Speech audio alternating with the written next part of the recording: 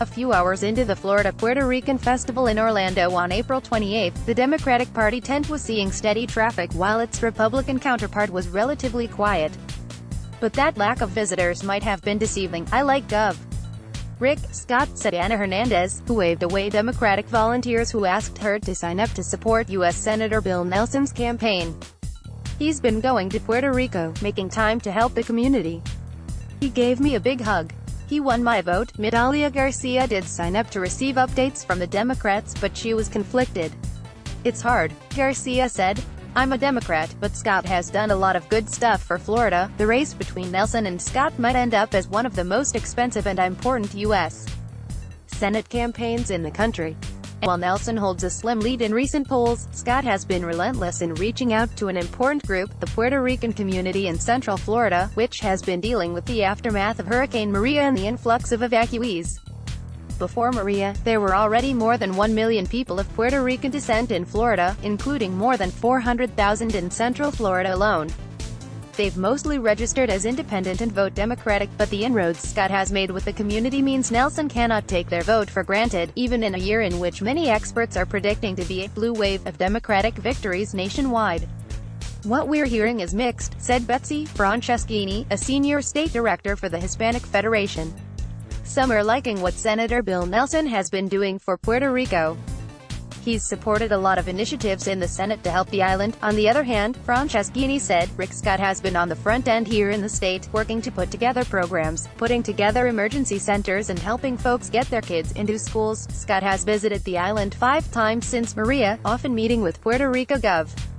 Ricardo Rossello. On Friday, Nelson made his 3rd visit since the September 20 hurricane, also meeting with the governor and touring still devastated regions of the island.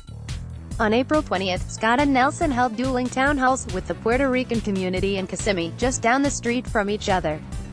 Scott was also introduced at his Senate kickoff in Orlando by Puerto Rico Lieutenant Governor Luis G. Rivera Marin and endorsed in Kissimmee by Puerto Rico's delegate in the U.S. House Jennifer Gonzalez. Nelson has worked with Republican U.S. Sen.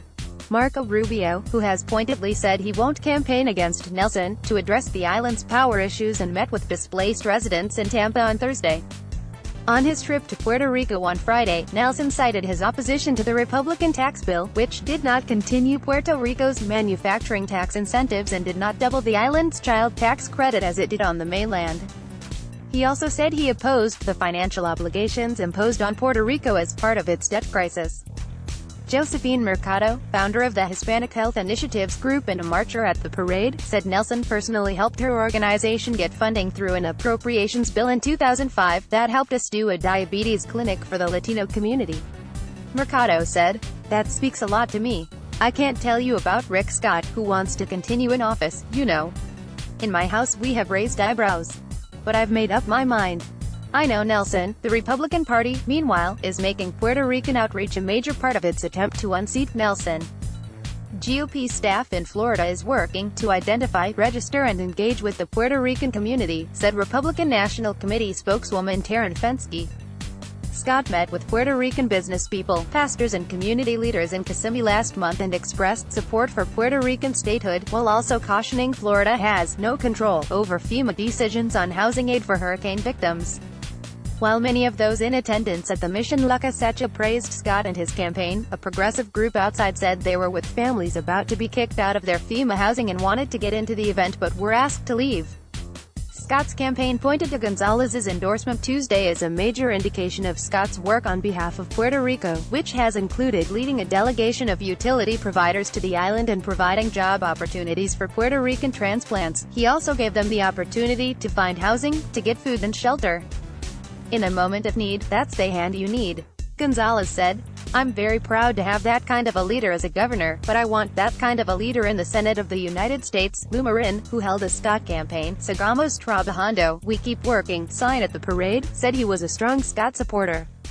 But he said Scott, Nelson and all office holders must do more. Right now, both parties need to reach out more, said Marin of Orlando. They are Americans. We need to support them, embrace them, bring them into the fold. Staff writers Jennifer Marcial and Bianca Padro Ocasio contributed to this report.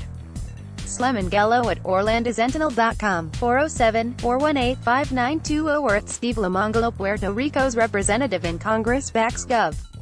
Rick Scott's Senate bid. Caption: The governor of Puerto Rico is kicking off a civic organization in Orlando on Tuesday, an initiative he hopes will mobilize Puerto Ricans in the region to become politically active.